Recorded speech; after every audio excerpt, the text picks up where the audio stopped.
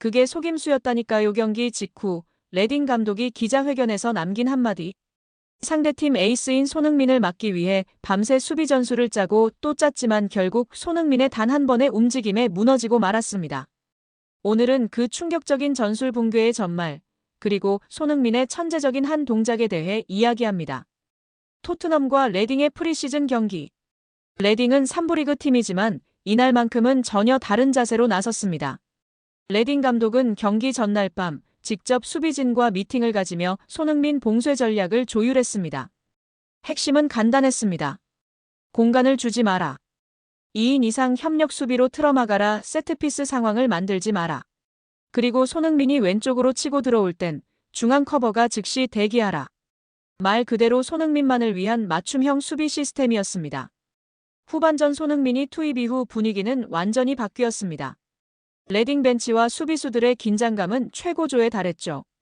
그들은 손흥민이 공을 잡는 순간마다 2명에서 3명이 동시에 압박하며 그의 주특기인 드리블과 커트인을 원천 차단하려고 했습니다. 처음엔 먹히는 듯 보였습니다. 손흥민도 몇 차례 공을 뺏기며 답답한 모습을 보였죠. 하지만 3분 뒤 모든 게 바뀌었습니다. 왼쪽 측면에서 공을 받은 손흥민. 레딩 수비 2명이 동시에 붙습니다. 여기까지는 계획대로였죠. 그런데 손흥민이 왼발로 볼을 툭 치는 척하다가 갑자기 오른발 아웃프런트로 내측이 아닌 외측으로 방향을 트는 깜짝 트릭을 시도합니다. 순간 수비 둘이 동시에 안쪽으로 쏠리며 중심을 잃고 손흥민은 순식간에 팀의 전술대로 무리하지 않고 크로스를 시도하였습니다. 결국 손흥민은 팀 동료들을 바라보며 크로스를 시도했고 이 크로스로 인해 코너킥을 얻고 득점에 성공하게 되는 토트넘입니다. 토마스 프랭크 감독이 토트넘에 부임하면서 색다른 변화를 준비하고 있었는데요. 영국 스포츠 웹사이트는 토트넘이 프랭크 감독과 함께 세트피스 코치를 영입했다고 밝혔었습니다. 바로 안드레아스 조지슨 코치가 합류했다는 사실이었는데요.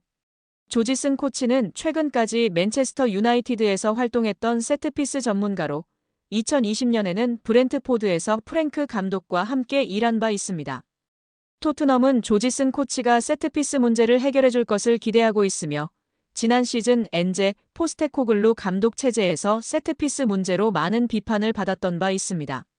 직전 감독이었던 포스테코글루는 세트피스 문제로 팬들에게 많은 질타를 받았으며 특히 지난 시즌 막판 세트피스에서 잦은 실점 허용으로 비판을 받았었습니다. 프랭크 감독은 이러한 문제를 일찍 방지할 것으로 보입니다. 조지슨 코치는 브렌트포드, 아스널, 사우스햄튼, 맨체스터 유나이티드 등 여러 구단에서 세트피스 코치로 활약한 바 있으며 특히 브렌트포드 시절 세트피스 효율성 개선에 큰 역할을 한 인물로 알려져 있습니다. 조지슨의 합류는 토트넘의 세트피스를 개선시킬 좋은 영입이 될 것으로 기대받았는데요. 이러한 일로 인해 손흥민은 세트피스 상황을 계속해서 만들어라는 감독의 지시에 확실하게 순응하며 과감하게 크로스를 올리고 돌파하며 코너킥을 여러 차례 만들었던 것입니다. 결국 전반 내내 답답했던 왼쪽 측면이 손흥민의 돌파와 크로스로 코너킥을 2차례 이상 만들었고 그 코너킥으로 인해 득점 상황을 만들어냈던 토트넘입니다. 레딩 입장에서는 세트피스 상황을 만들지 말라고 주문했는데 손흥민의 돌파와 크로스를 허용할 수밖에 없었던 것입니다. 경기 후 기자들이 레딩 감독에게 질문합니다. 손흥민 한 동작에 완전히 무너졌는데 전술이 실패한 건가요? 그러자 감독은 고개를 천천히 젓더니 이렇게 말합니다. 실패한 게 아닙니다. 그건 그냥 사람이 할 수 없는 움직임이었어요. 그게 속임수였다니까요.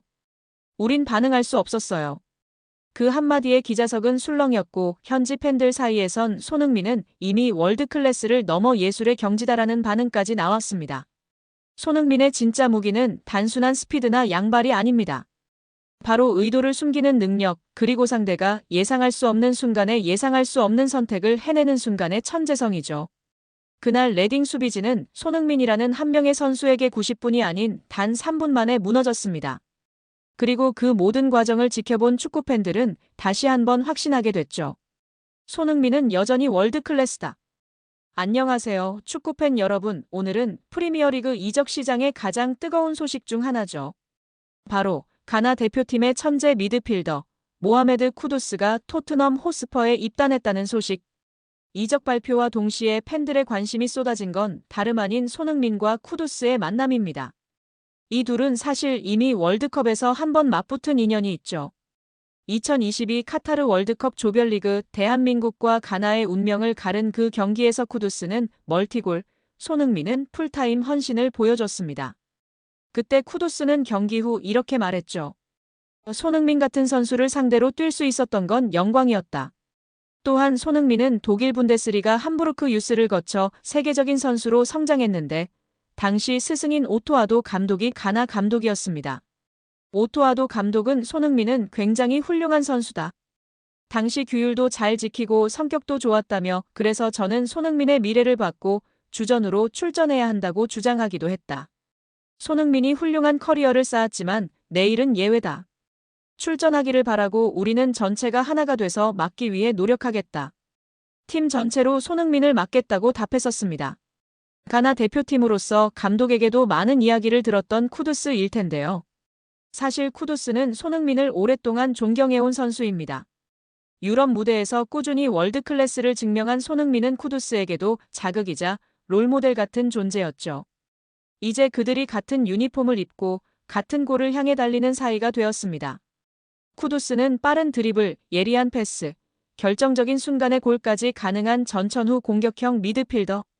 그리고 손흥민은 두말하면 입 아픈 프리미어리그 득점왕 출신이죠.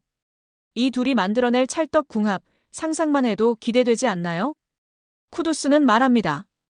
손흥민과 같은 선수가 앞에 있으면 패스 타이밍과 공간이 완전히 달라진다.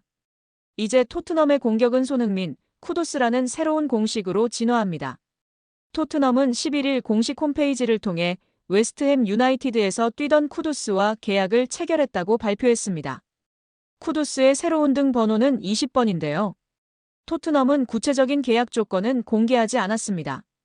영국 방송 BBC는 이날 토트넘이 쿠두스와 2031년까지 6년 계약을 맺었다고 전했다. 토트넘이 웨스트햄에 지급한 이적료는 바이아웃 조항인 8,500만 파운드, 약 1,585억 원보다 낮은 5,500만 파운드, 약 1,025억 원에서 확정됐습니다. 이 금액조차 바이에른 뮌헨이 2025 국제축구연맹 피파 클럽 월드컵에서 자말 무시알라가 크게 다친 공백을 메우기 위해 쿠두스에게 접근하면서 500만 파운드 가량 상향된 것으로 알려졌습니다. 또한 토머스 프랭크 토트넘 감독은 쿠두스의 활동량과 창의성을 높이 평가하며 자신의 축구 철학에 잘 맞는 선수라고 판단한 것으로 전해졌습니다. 과거 잉글랜드 프리미어리그 토트넘에서 활약한 제이미 오하라가 새 시즌 친정팀의 선수단을 조명하며 흥미로운 분석을 내놓았는데요.